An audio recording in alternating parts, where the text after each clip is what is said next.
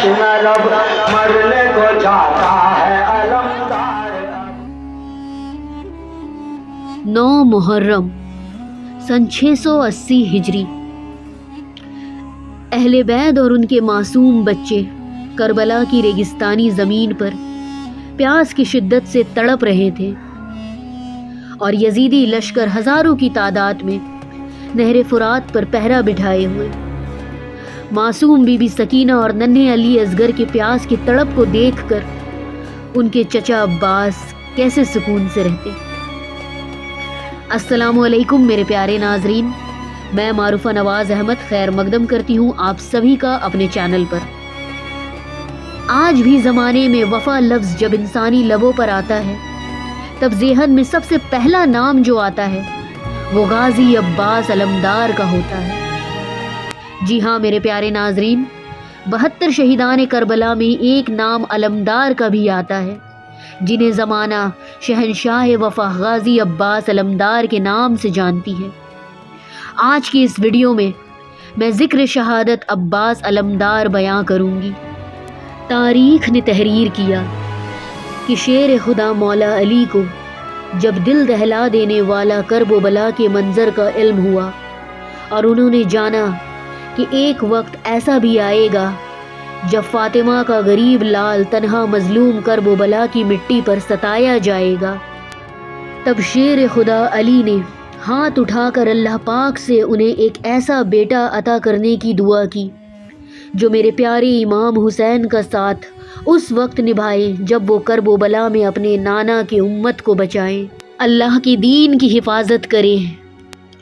अल्लाह पाक ने अपने शेर की इस दुआ को कबूल अता फरमाया और उन्हें जनाब अब्बास अता फरमाया। वक्त गवाह है, जब जनाब अब्बास इस दुनिया में तशरीफ़ लाए उन्होंने अपनी आंखें नहीं खोली और लगातार रोते रहे। उनकी अम्मी उम्मुल बनीन उन्हें लेकर शेर खुदा अली के पास गई। मौला अली फरमाते हैं, जिनके लिए उन्होंने अल्लाह पाक से उनको मांगा है उनके गोद में उन्हें दे दे। बस बीवी उम्मुल बनीन ने जब जनाब अब्बास को नबी के नवासे इमाम हुसैन की गोद में दिया तो फ़ौरन जनाब अब्बास ने रोना बंद कर दिया और आंखों को खोलकर सबसे पहला चेहरा जो इस दुनिया में देखा तो अपने आका हुसैन का देखा। जनाब अब्बास मौला हुसैन को कभी अपना भाई नहीं बल्कि अपना आका समझते और उनकी बहुत ताज़ीम करते। उनसे उनकी वफ़ा के आलम का अंदाज़ ही जुदा था। वक्त गुज़रा और करब बला का वो दिन भी आ गया जिसका वादा मेरे हुसैन से उनके अल्लाह ने लिया था। करबला की वो अजीम आजमाइश से जब अहले बैत गुज़र रहे थे और उनके साथ उनके मासूम प्यास से तड़पते हुए बच्चे भी जुल्म सह रहे थे, तब बीबी सकीना अपने चचा अब्बास के पास गोद में उठाए मासूम अली असगर को आती और उनके सूखी ज़ुबान को दिखाते हुए खाली मशकीज़े में पानी लाने को कहती। हाय मेरी आकाज़ादी सकीना।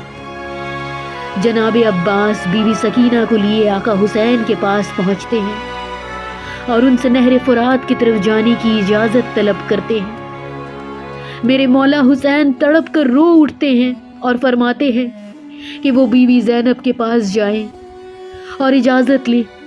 अगर वो इजाज़त दे देती हैं तो आप बेशक यकीनन फुआद के पास चले जाएं। जनाब अब्बास मासूम बीबी सकीना को लेकर बीबी ज़ैनब के पास जाते हैं और उनसे इजाज़त तलब करते हैं कि वो उन्हें इजाज़त दे कि वो नहर फुरात जाकर पानी ले आएं। बीबी ज़ैनब ज़ारो कतार रोने लगती हैं और फरमाती हैं कि उनके बाबा मौला अली ने उन्हें बताया था कि एक रोज़ ऐसा भी आएगा जब शाम और कूफा की गलियों से उन्हें बंदी बना कर ले जाया जाएगा। वो उस वक्त सोचती कि भला जिनका भाई अब्बास जैसा हो उस बहन के साथ ऐसा कैसे, लेकिन आज उन्हें अपने बाबा का कहा वो बात समझ आ रहा है। उन्होंने जनाब अब्बास को नहर फुरात जाने की इजाज़त दे दी। जनाब अब्बास बीवी सकीना के खाली मशकीज़े को लेकर और अलम उठाए नहर फुरात की तरफ बढ़ते हैं। تاریخ گواہ ہے۔ عباس علمدار یزیدی فوج کو فنار کرتے ہوئے بجلی کی طرح کڑکتے ہوئے نہر فرات تک پہنچ جاتے ہیں، پانی کو دیکھتے ہیں، ہاتھوں میں لیے اٹھاتے اور پھر رو کر فرات میں واپس پانی کو ڈال دیتے، اپنے گھوڑی کی طرف دیکھتے ہیں اور فرماتے ہیں کہ تو آ پانی پی لے۔ گھوڑا انکار کر دیتا ہے، کہتا ہے جب آقا پیاسا تو میں کیسے گلا تر کر لوں۔ جناب عباس کسک اٹھتے ہیں، کہتے ہیں کہ تو اپنے آقا کے بغیر پانی نہیں پی سکتا تو میں اپنے آقا کے بغیر کیسے پانی پی لوں۔ بی بی سکینہ کے مشکیزے کو نہر فرات میں ڈبو کر بھرتے ہیں اور واپس اپنے گھوڑے پر سوار ہو کر خیمے کی طرف بڑھنے لگتے ہیں۔ شہنشاہ وفا اپنی وفا آقا حسین سے بخوبی نبھا رہے تھے، لیکن فوج یزید کسی بھی صورتحال اہل بیت تک پانی نہیں پہنچانے دینے والی تھی۔ پوری کوشش کر رہے تھے اور جناب عباس پر تیروں کی بوچھار کرنے لگے۔ ایک ملعون درخت کے پیچھے چھپ کر دھوکے سے عباس علمدار پر وار کرتا ہے اور ان کے ہاتھ کو قلم کر دیتا ہے۔ جناب عباس مشکیزہ کو اپنے گھوڑے سے باندھتے ہیں اور اپنے دوسرے ہاتھ سے یزیدی فوج کا سامنا کرتے ہوئے خیمے کی طرف بڑھ رہے ہیں۔ تبھی کسی ملعون نے ان کے دوسرے ہاتھ کو بھی قلم کر دیا اور اسی وقت ایک تیر آ کر ان کی آنکھوں میں لگ گئی اور دوسرا تیر مشکیزے میں۔ جو ہی مشکیزے میں تیر لگنا تھا کہ پانی بہنا شروع ہو گیا۔